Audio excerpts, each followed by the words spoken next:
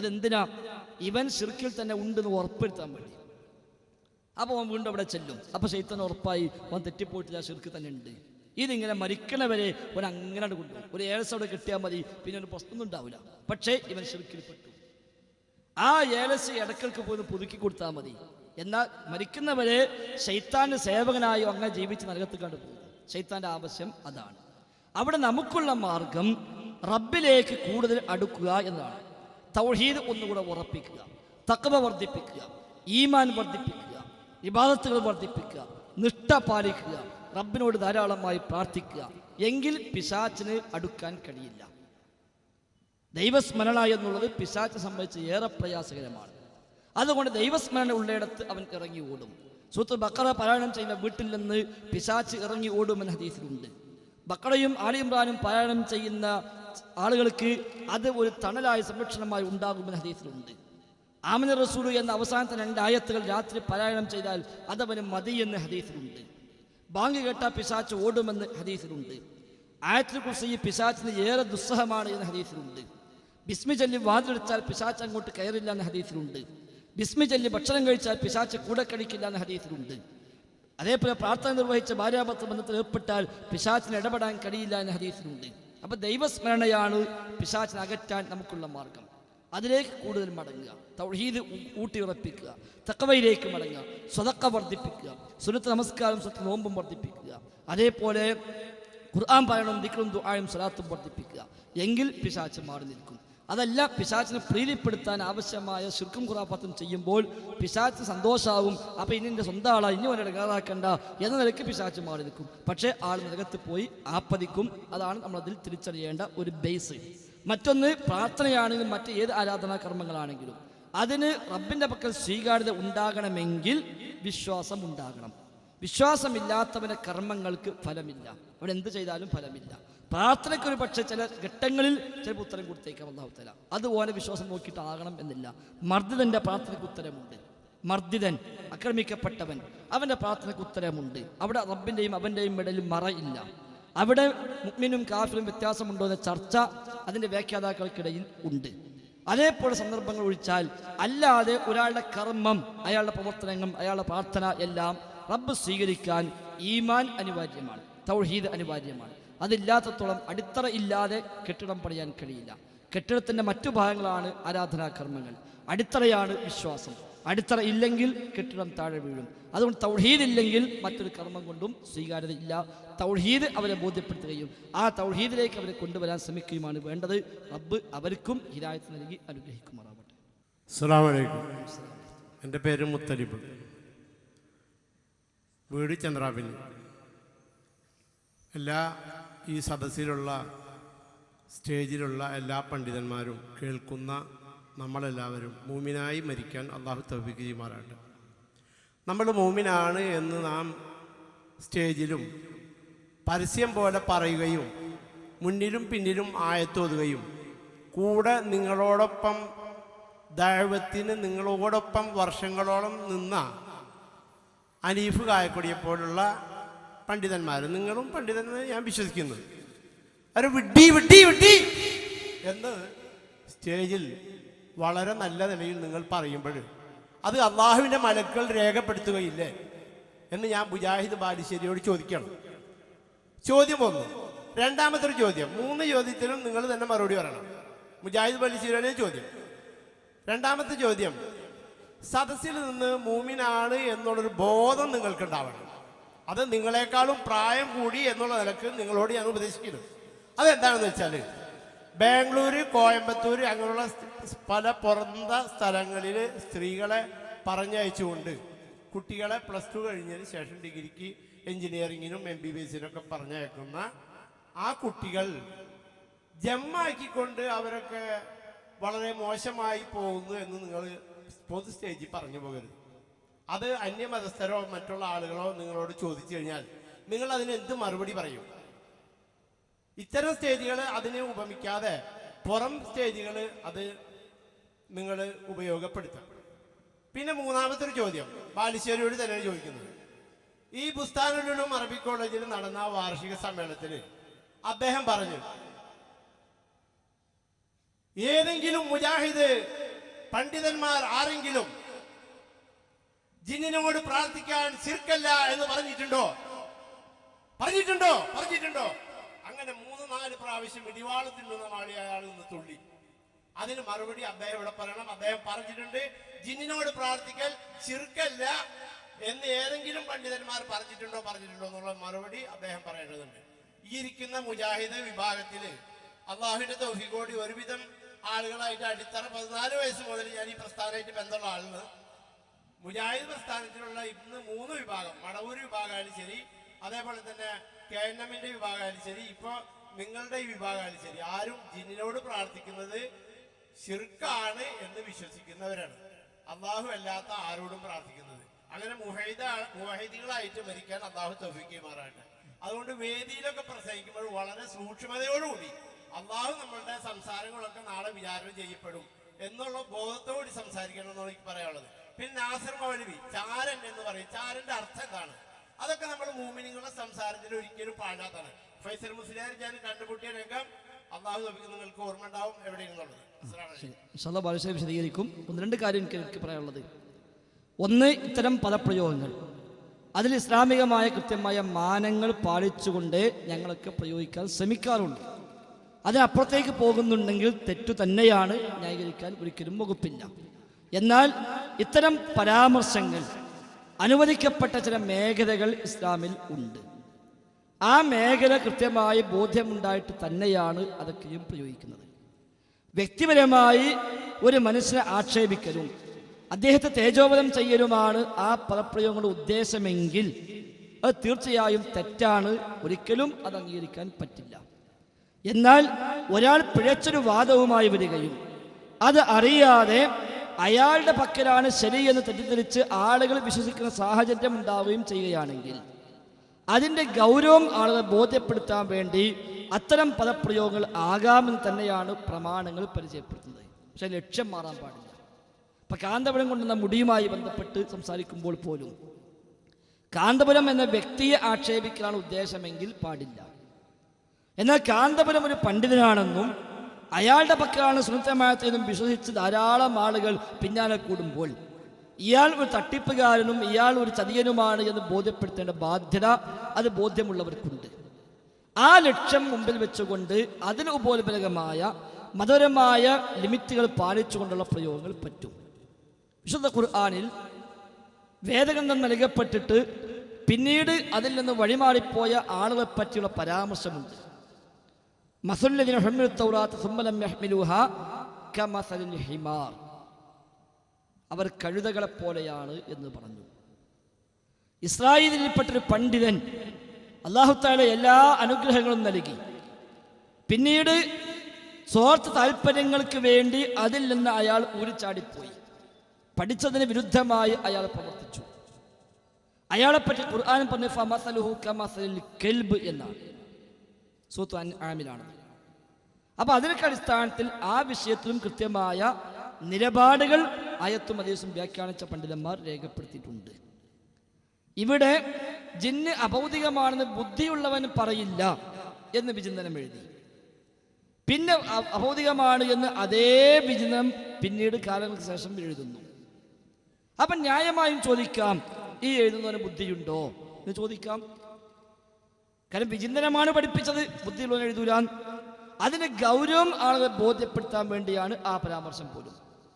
പിന്നെ ചാരൻ എന്നുള്ളത് അത് ചാരനാണെന്ന് ബോധ്യമായാൽ നമുക്കത് പറയേണ്ടതുമാണ്. കാരണം ഇയാൾ ഒരു അവിടുന്ന് തൗബ ചെയ്തുകൊണ്ട് വന്ന ആളാണ്, തെറ്റിദ്ധരിച്ചത് പോലെ ആളൊപ്പം കൂടിയിട്ടുണ്ടാവും. എന്നാൽ അയാൾ ചാരനാണ് എന്ന് ആദ്യമായി ഞാനൊക്കെ പറഞ്ഞത് അയാളുടെ മുഖത്ത് നോക്കി അയാളെ മുമ്പിൽ നിന്നാണ്. കോഴിത്തര സംഭവത്തിൽ അയാളെ മുമ്പിൽ എത്തിക്കൊണ്ട് പല തവണ ഞാൻ പറഞ്ഞു, നിങ്ങൾ മടവൂരി ചാരനാണ്. ഒരു പരാമർശം പോലും അതേക്കുറിച്ച് അദ്ദേഹം നടത്തിയില്ല. മടവൂരിയായ കാലത്ത് അദ്ദേഹം എന്താണോ വിശ്വസിക്കുകയും പ്രചരിപ്പിക്കുകയും ചെയ്തത് അത് അതേ രൂപത്തിൽ ഇന്ന് അയാൾ വിശ്വസിക്കുകയും പ്രചരിപ്പിക്കുകയും ചെയ്യുന്നു ഇവിടുത്തെ വേദിയിൽ. അപ്പം നമുക്ക് മനസ്സിലായി അയാൾ സാക്ഷാൽ ചാരനാണ്. ചാരപ്പണി ചെയ്യരുതെന്ന് ഖുർആൻ പഠിപ്പിച്ചാൽ മതി. ചാരപ്പണി ചെയ്യുന്നവനെ കയ്യോടെ പിടികൂടിയാൽ ആളുകളെ ബോധ്യപ്പെടുത്തേണ്ടതുണ്ട്.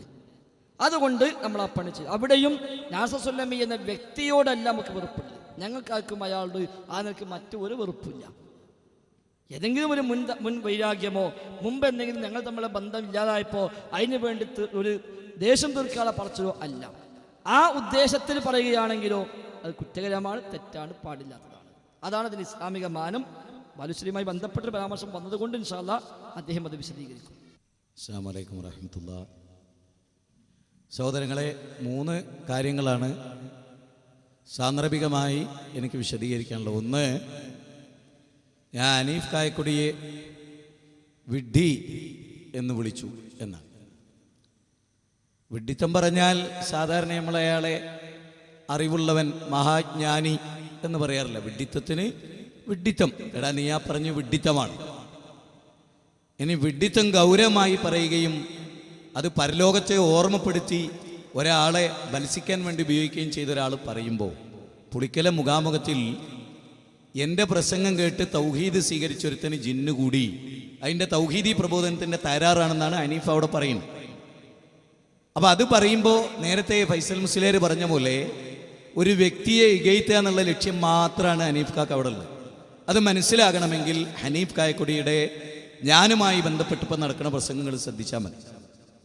ഞാൻ പറയുന്നത്, നിരീശ്വരവാദിയായി സംഗീതത്തിനും സിനിമക്കും ഹറാമിനും എല്ലാം അടിമപ്പെട്ടൊരു ചെറുപ്പക്കാരൻ നമ്മൾ നടത്തുന്ന പൊതുസമ്മേളനത്തിലെ പൊതുപ്രസംഗങ്ങൾ കേട്ട് നന്നായി ഇസ്ലാമാകാൻ ശ്രമിച്ചപ്പോൾ സ്വാഭാവികമായിട്ടും പിശാചിൻ്റെ പിടിയിലുണ്ടായിരുന്ന ഒരാൾ പിശാചിൻ്റെ പിടിയിൽ നിന്ന് രക്ഷപ്പെടാൻ ശ്രമിക്കുമ്പോൾ അയാളെ പിശാച് ഒന്നുകൂടി പിടിമുറുക്കാൻ ശ്രമിക്കുക സ്വാഭാവികമാണ്. കൊട്ടേഷൻ പാർട്ടിയിൽ ഉണ്ടായിരുന്ന ഒരാൾ കൊട്ടേഷൻ പാർട്ടി വിട്ടു പോരുമ്പോൾ, പ്രത്യേകിച്ച് കൊട്ടേഷൻ പാർട്ടി നിലക്കുന്നതിന് അയാളുടെ ബുദ്ധിയിലും കഴിവിലും മസിൽ പവറിലാണെങ്കിൽ കൊട്ടേഷൻ പാർട്ടി പിന്നെ അയാൾ വെച്ചേക്കില്ല, കൊല്ലേ. ഇബിലീസിൻ്റെ പിടിയിൽപ്പെട്ട ഒരാൾ സ്വാഭാവികമായും ഇബിലീസ് ഭൗതികമായി ശരീരത്തിൽ പ്രവേശിച്ചിട്ട് അവനെ ഉപദ്രവിക്കാം, പിന്നെ അവനെ മാനസികമായി അവനെ ഉപദ്രവിക്കാം. അങ്ങനെ ഒരു ചെറുപ്പക്കാരനുണ്ടായി. അതുണ്ടായതിനെ പറ്റി പറയുന്നത് എന്താണ്? മുജാഹിദ് ബാലുശ്ശേരിൻ്റെ തൗഹീദി പ്രബോധനത്തിൻ്റെ തകരാറാണ്. എന്നിട്ട് ചോദിക്കുന്നത്, കെ എം മൗലവിയുടെ പ്രസംഗം കേട്ട് തൗഹീദ് സ്വീകരിച്ച ഒരാൾക്ക് ജിന്നുബാധ ഉണ്ടായിട്ടുണ്ടോ? അതുപോലെ കെ പി മുഹമ്മദ് മൗലവിയുടെ തൗഹീദ് കേട്ടിട്ട് ഒരാൾക്ക് ജിന്നുബാധ ഉണ്ടായിട്ടുണ്ടോ എന്ന് പറയുമ്പോൾ നമ്മളെ തൗഹീദ് പൊളിഞ്ഞതാണെന്ന് സ്ഥാപിക്കലാണ് അവരുടെ ലക്ഷ്യം. ആ ലക്ഷ്യം മാത്രമല്ല, അവർ നമ്മളെ മുശ്രിക്കായി തന്നെയാണ് അവതരിപ്പിക്കുന്നത്. നമ്മൾ ശിർക്ക് ചെയ്യുന്നവരാണ്, നെല്ലിക്കുത്ത് ഇസ്മായിൽ മുസ്ലിയാരേക്കാൾ കഷ്ടമാണ്, അതുപോലെ തന്നെ അമ്രുബിൻ ലുവൈനേക്കാൾ വലിയ ആളുകളാണ് എന്ന് പറഞ്ഞിട്ട് ബിംബാരാധന തുടങ്ങിയ ആളുകളുടെ പേര് പറഞ്ഞുകൊണ്ടാണ് ഹനീഫ് കായക്കൊടി ജാമ്യയിൽ പ്രസംഗിച്ചത്. ബഹുമാനനായ പ്രായം ചെന്ന എൻ്റെ പിതാവിൻ്റെ പ്രായമുള്ള നിങ്ങൾക്ക് കക്ഷിത്വമാണ് എന്ന് വിമർശിക്കാനുള്ള പ്രേരണ. കാരണം ഞാൻ വളരെ ക്ലിയറായി പറയാം, അള്ളാഹു അല്ലാത്തവരോട് പ്രാർത്ഥിക്കാം എന്ന് പറയുന്നവർ ഈ സംഘടനയിലുണ്ട് എന്ന് TPയുടെ 5 ക്ലിപ്പിംഗാണ് ഞങ്ങൾ മുമ്പ് ഇടട്ടെ. 5 ക്ലിപ്പിംഗ്. അതായത് ഞങ്ങൾ ശിർക്ക് പറയുന്നു, ആരെ പോലെ? പേരോടിനെ പോലെ, അതുപോലെ തന്നെ ഇവിടുത്തെ കാന്തപുരം ടീമിനെ പോലെ ശിർക്കിൻ്റെ പ്രചാരകരാണ്.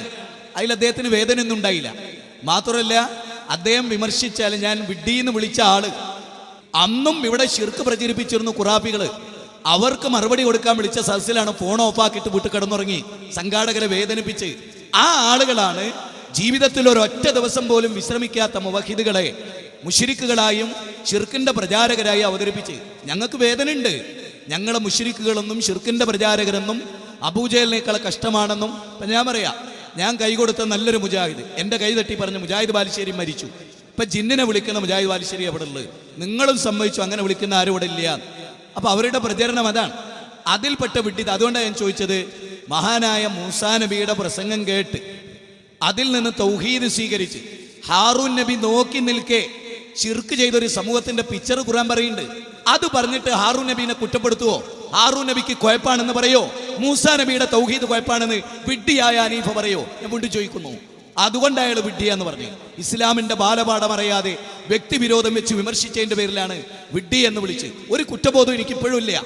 കാരണം നിങ്ങൾ ആ പ്രസംഗം കേൾക്കണം, നിങ്ങൾ ആ വിഷയം പഠിക്കണം. അതുകൊണ്ടാണ്. മാത്രമല്ല, എന്നെ മണിയച്ചൻ എന്നാണ് അനസ് വിളിച്ചത്. മണിയച്ചൻ എന്ന് വിളിച്ചിട്ട് ഏറ്റവും വൃത്തികെട്ട ഒരാൾ ഇവിടെ കോടതി വിലക്കിയിട്ടുള്ള ഒരാളുടെ പേര് പറഞ്ഞുകൊണ്ടാണ് എൻ്റെ വിഷയത്തിൽ പ്രസംഗിച്ചിട്ടുള്ളത്. ബാലൻ എന്നാണ് എന്നെ അവരിൽ കൂട്ടത്തിൽ പല്ലും വിളിക്കുന്നത്, ഇപ്പോഴും വിളിക്കുന്നത്. എൻ്റെ പേര് മുജാഹിദ് എന്നാണ്, എല്ലാവർക്കും അറിയാം. എന്നെ ബാലൻ എന്ന് വിളിക്കുന്നു, വേറൊരു അമുസ്ലിമിൻ്റെ പേര് വിളിക്കുന്നു. ഇതൊന്നും യാതൊരു പ്രശ്നവുമില്ല. അപ്പം അതിൻ്റെ അപ്പുറത്തും ഇപ്പുറത്ത് ഈമാൻ പറയുന്നതിൽ കുഴപ്പമില്ല. മൈക്ക് കെട്ടിയിട്ട് ഇല്ലാത്ത പച്ച നുണ പറയാം, ശിർക്കിന് കൂട്ടുന്നെന്ന് പറയാം, ശിർക്കുള്ള ആളുകളാവരെന്ന് പറയാം, ഇവരെ തുടരാൻ പാടില്ല എന്ന് പറയാം, ഇവരെ വീട്ടിൽ നിന്ന് പുറത്താക്കണം എന്ന് പറയാം, ഈ മുശ്രിക്കുകൾക്ക് പെണ്ണെട്ടിച്ചു കൊടുക്കരുതെന്ന് പറയാം. അതിലൊന്നും ഒരു കുഴപ്പമില്ലല്ലേ കാക്ക? അപ്പൊ വസ്തുത നീതിബോധത്തോടുകൂടി വിലയിരുത്തണം എന്നാണ് ഞാൻ ഈ സന്ദർഭത്തിൽ ഒന്ന് പറയും. രണ്ടാമത്തെ കാര്യം, ബാംഗ്ലൂരിലും കോയമ്പത്തൂരിലും നിന്ന് നമ്മുടെ നാട്ടിൽ നടക്കുന്ന തിന്മ. ഈ സദസ്സിൽ എൻ്റെ പ്രസംഗം കഴിഞ്ഞപ്പോൾ അശോകേട്ടൻ എന്ന് പറഞ്ഞിട്ട് ഒരാൾ ഇവിടെ കയറി വന്നിരുന്നു. അയാളുടെ സംസാരം ഇവിടെ റെക്കോർഡും ചെയ്തിട്ടുണ്ട്. എന്റെ പേര് അശോകൻ. ബാലുശ്ശേരി ഞാൻ ഒരിക്കലും മറക്കില്ല. കാരണം എനിക്ക് ഇഷ്ടമാണ് അദ്ദേഹത്തിന്റെ കേസിട്ട്. അതായത് ഓച്ചിറ പരബ്രഹ്മത്തിൽ വെച്ചിട്ട് കലകലിച്ചില്ലേ, അതാണ് ഞാൻ കേട്ടോണ്ടിരിക്കുന്നത്. സാർ അങ്ങോട്ട് വന്നു കാണും. യെസ് സാർ, എന്തായാലും ഞാൻ വിളിക്കും. എനിക്ക് ഒരുപാട് ഉപദേശങ്ങൾ തരണം. ഞാനിങ്ങനെയൊക്കെ പോകണേ. അതാണ് വളരെ ഗംഭീരമുണ്ട്, വളരെ ഗംഭീരമുണ്ട്. ഞാൻ അങ്ങനത്തെ ഒരു അതായത് ഇന്ത്യയുടെ മതേതരത്വത്തിന്റെ കാഴ്ചപ്പാട് വലിയ രീതിയിൽ കാണുന്ന ആളാണ് ഞാൻ ഇവിടുത്തെ കാരണം. അറിയാം, ആ മതേതരത്തിന്റെ സ്വീകരണം എന്ന് പറയുള്ളൂ. ഞാൻ ഇതിനിടയ്ക്ക് ഒക്ടോബർ 1 അഖില ലോക വയോജന ദിനമാണ്. അപ്പൊ ഞാൻ കുറെ വൃദ്ധന്മാരെയും കൊണ്ടുകായിട്ട് ഞാൻ ചേരമാൻ പള്ളി പോയിരുന്നു. അപ്പൊ അവിടെ സൈദ് ഡോക്ടർ ഗംഭീര പ്രഭാഷണം നടത്തി. കാരണം ആ ചേരമാൻ്റെ ആ പൂർവ്വകാലതയും, കാരണം ആ ഹിന്ദുത്വത്തിൻ്റെതും, പിന്നെ അങ്ങനെ മാർത്തോമ പള്ളി. അപ്പൊ അതിനാണ് അതൊരു വളരെ ഗംഭീരമായിട്ടാണ്, വളരെ ഗംഭീരം. താങ്കളുടെ ഈ പ്രഭാഷണം ഉണ്ടല്ലോ, ഒരുപാട് ഹൃദയമുള്ള മനസ്സുകൾ, അങ്ങനെ പറഞ്ഞില്ല, അവരുൾക്കൊള്ളും.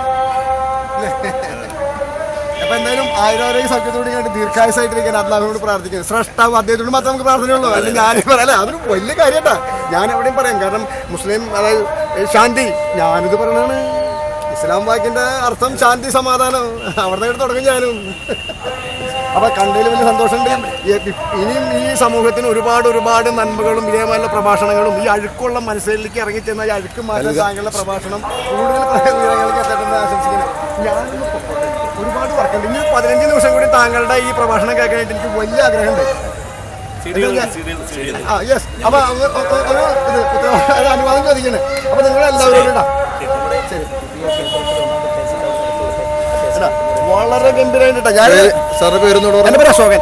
ഞാൻ കൺസ്യൂമർ ഫെഡറേഷന്റെ ജില്ലാ പ്രസിഡന്റ് വിത്ത് ഹ്യൂമൻ റൈറ്റ്സിന്റെ ജില്ലാ പ്രസിഡന്റ് കേട്ടാ, മനുഷ്യാവകാശ സംഘടന ജില്ലാ പ്രസിഡന്റാണ്. അങ്ങനെയൊക്കെ ഉള്ളത് കേട്ടാ. അപ്പൊ നിങ്ങൾ കണ്ടതിൽ വലിയ സന്തോഷമുണ്ട്. ഞാനൊരു ഹിന്ദുവാണ്. പക്ഷെ എനിക്കതൊന്നുമല്ല, നമ്മളൊരു മതേതരത്തെ കാഴ്ചപ്പാട്, ഇസ്ലാമിന്റെ ഈ ഏകദൈവം എനിക്ക് വലിയ ഇഷ്ടമാണ്. ഞാനിപ്പോ മറ്റുള്ളവർ എന്നിട്ട് ഇപ്പൊ ഇതായിട്ട് പറഞ്ഞാലേട്ടാ. കാരണം ഞങ്ങൾ എന്ന് പറയും 30 കോടി ജനങ്ങൾ ദൈവങ്ങളെയും പറ്റും കേട്ടോ. അപ്പൊ അല്ലേ, അത് വളരെ ഗംഭീരമുണ്ട് എന്തായാലും കേട്ടാ. അശോകേട്ടൻ പറഞ്ഞത് ഈ പ്രസംഗങ്ങൾ സമൂഹത്തിന് മാതൃകയാകണം. എനിക്ക് വളരെ ഇഷ്ടപ്പെട്ടിരിക്കുന്നു. കാരണം ഈ സ്ത്രീ സമൂഹത്തിൻ്റെയും ഇന്നത്തെ കുട്ടികളുടെയും പോക്ക് നിങ്ങൾക്ക് അതുപോലും എന്തായി തോന്നുകയാണ്, വലിയ പ്രശ്നമായി തോന്നുന്നു. കാരണം നിങ്ങളുടെ പ്രശ്നം അതല്ല. മിനല്ലദീന ഫർറഖു ദീനഹും വകാനൂ ശിഅൻ കുല്ലു ഹിസ്ബിൻ ബിമാ ലദൈഹിം ഫരിഹൂൻ. ഹിസ്ബിയത്താണ് നിങ്ങളെ നയിക്കുന്നത്. അതുകൊണ്ടാണ് നിങ്ങൾക്ക് അങ്ങനെ പറയേണ്ടി വന്നത്. ഞാൻ ചോദിക്കട്ടെ, ഇവിടെ ഇരിക്കുന്ന രക്ഷിതാക്കൾ, ഞാൻ ആ വിഷയം പറഞ്ഞല്ലോ, പെൺകുട്ടികളുടെ അബദ്ധസഞ്ചാരം. ആർക്കത് നിഷേധിക്കാൻ കഴിയുക? എല്ലാ പെൺകുട്ടികളും അങ്ങനെയാണ് ഞാൻ പറഞ്ഞവിടെ. ഞാൻ പറഞ്ഞിട്ടില്ല, ഞാൻ അങ്ങനെ വിശദീകരിച്ചിട്ടില്ല. സമൂഹത്തിന്റെ എൻ്റെ വിഷയം തന്നെ എന്താ, മതം സുരക്ഷയാണെന്നാ. സ്ത്രീകൾക്ക് സുരക്ഷ ഇല്ലാത്തൊരു ലോകത്തവിടെ. അതുകൊണ്ട് സ്ത്രീകൾ എന്തുകൊണ്ട് ഇങ്ങനെ ആയിത്തീരുന്നു, അത് ഗൗരവബോധമുള്ളവരേക്ക് പറയും. സമൂഹം നശിക്കുന്നതിൽ വിഷമുള്ളവരേക്ക് പറയും. അത് ആ രൂപത്തിൽ മാന്യത കെട്ടൊരു വാക്കും ഞാൻ എൻ്റെ പ്രസംഗത്തിൽ ഉപയോഗിച്ചിട്ടില്ല. എങ്കിൽ സദസ്സ് പറയണം, ഞാൻ ഇന്ന് ഇവിടെ നടത്തിയ പ്രസംഗത്തിൽ മാന്യത വിട്ട് എന്ത് വാക്ക് പറഞ്ഞു, ഗൗരവമായി പറഞ്ഞു. ഞാൻ ആ പ്രസംഗത്ത് പറയുകയും ചെയ്തു, എനിക്ക് ആത്മരോക്ഷം കൂടുതലാണ്. ആ ആത്മരോക്ഷം ഞാൻ പ്രകടിപ്പിച്ചു. അതൊരു സമൂഹത്തിന്റെ ബാധ്യതയാണ്. നബി സല്ലല്ലാഹു അലൈഹി വസല്ലമയുടെ ഖുത്ബയെ പറ്റി പറയുന്നിടത്ത്